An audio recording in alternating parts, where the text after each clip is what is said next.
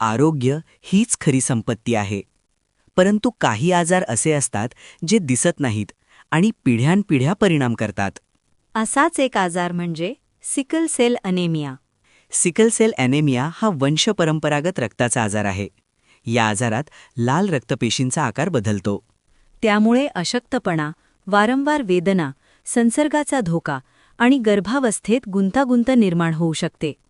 मात्र वेळेत तपासणी व उपचार केल्यास हा आजार नियंत्रणात ठेवता येतो.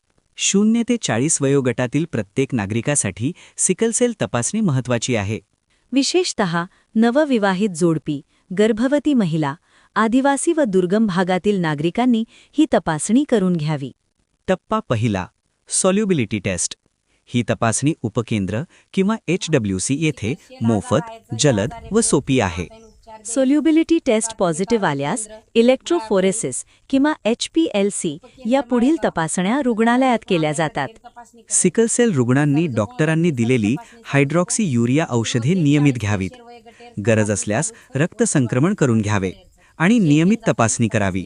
सिकल सेल वाहकांना आजार नसतो, परंतु पुढील पिढीस धोका असू शकतो. म्हणून विवाहपूर्व व गर्भधारणेपूर्व समुपदेशन आवश्यक आहे. कुटुंब आधारित तपासणी. कुटुंबातील एक सदस्य रुग्ण किंवा वाहक आढळल्यास भावंडे, पती-पत्नी आणि मुलांची संपूर्ण कुटुंब तपासणी करणे गरजेचे आहे. विवाहपूर्व समुपदेशन योग्य निर्णय घेण्यासाठी मार्गदर्शन करते. गर्भधारणेपूर्व समुपदेशनामुळे आई व बाळाचे आरोग्य सुरक्षित राहते आणि गुंतागुंत टाळता येते. ही सेवा सर्व शासकीय आरोग्य केंद्रांमध्ये मोफत उपलब्ध आहे. आपल्या व आपल्या कुटुंबाच्या आरोग्यासाठी 0 ते 40 वयोगटातील प्रत्येक नागरिकाने सिकल सेल तपासणी करून घ्यावी.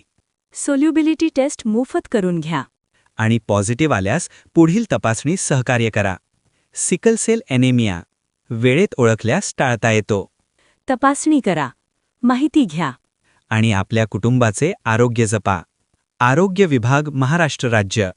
आरोग्य विभाग महाराष्ट्र राज्य यांच्या वतीने जनहितार्थ.